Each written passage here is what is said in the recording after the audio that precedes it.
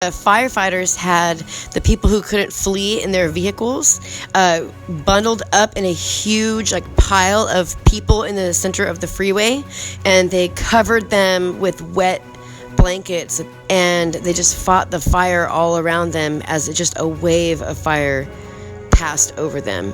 So just unbelievable circumstances in Paradise, California. But I want to talk to you about the fires themselves, the nature of the fire, and of course Deborah Tovares, stopthecrime.net, and the plan to burn up Northern California. I've been looking into this Agenda 21 and them setting these fires in Northern California since 2013.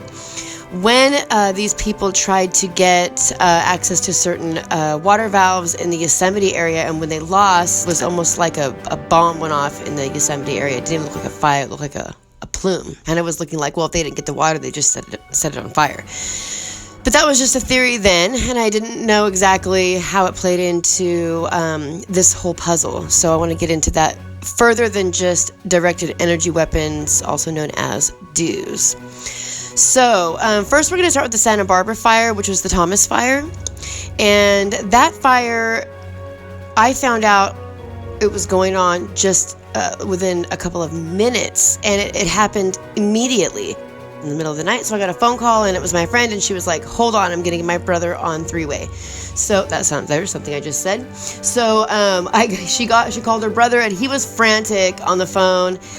He thought it was a missile attack, that North Korea had sent a missile over, and I'll tell you why he thought that. But earlier in the day, he was at some sort of health club or fitness club or something, and a man walked up to him, and he said, "Hey, what do you think about this latest stuff with North Korea and Russia, that they're going to hit Santa Barbara next?" He's not really into conspiracies, so he just kind of thought, whatever, okay, yeah, cool, crazy, and walked off. On the phone, he was frantic, and he said there was super bright blue flash, and then the sky turned black, and which he assumes was smoke in the air, and then all the power went down. You couldn't see the ocean, you couldn't see the stars in the sky, you couldn't see anything, and all you could smell was electrical fire. He recognized the smell. He thought we were under attack. So he got into his truck, gassed up his truck, and was heading down PCH. By the time we were, getting into the story, he was already on PCH, headed north. But the main thing I want to just make note of is the smell of electrical fire and this blue flash that's being reported. Well, let's listen to what this highly decorated retired firefighter had to say about the blue flash. Anything about blue lights being seen, and anybody saying that? I saw the photographic evidence on the internet. Did you see, I heard of anybody else commenting that they've seen blue lights, like they've been commenting on my site, that I saw blue flashes, I saw it, and other people have been saying it as well. Yeah, just some in passing, but I saw actual photographs that people took from their cell phones.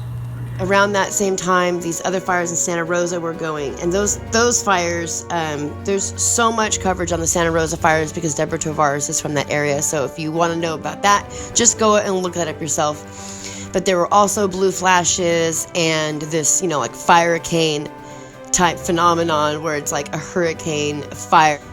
This blue flash was reported near all of the fires. I mean, all of these out of control fires with all the firefighters are saying they've never seen anything like it before. It's burning so hot, all this different stuff. This blue flashes have been reported everywhere. And I know people are talking about the directed energy weapons, but I want you to expand even just a little bit further and take into account this change in the magnetosphere that is happening, the change in the sun that is happening, that has already happened, where there are no sunspots on the sun.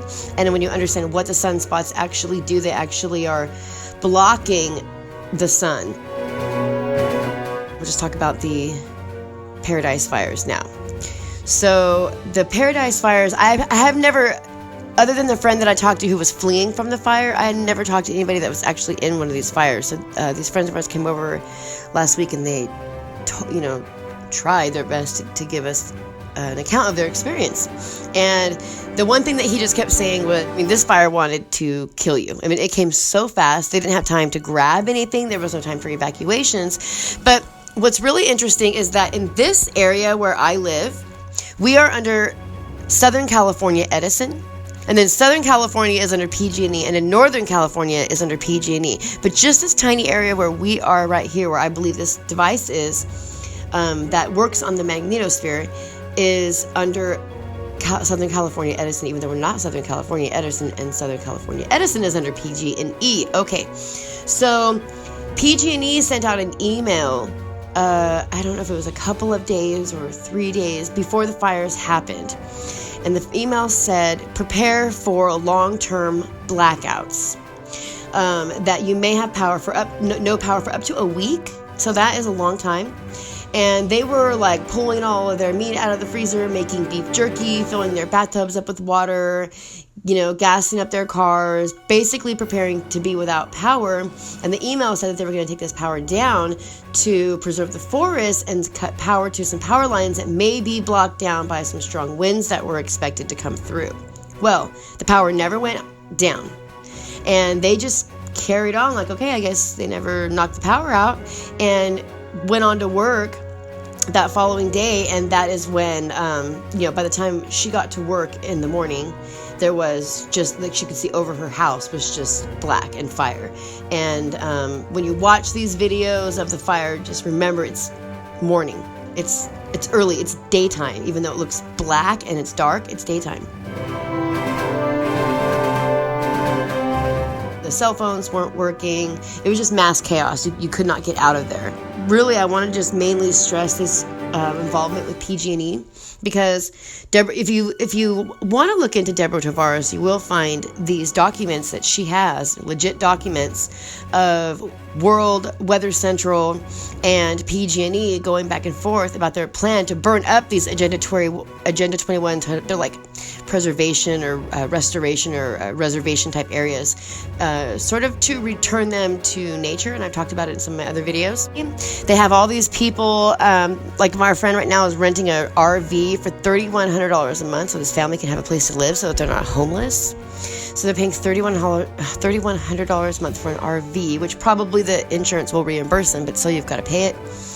And they put people up in these RVs, and they stay at these RV parks. And then what they just did in near Santa Rosa, Sonoma, was they went in and, excuse me, let me clear my throat in your ear there.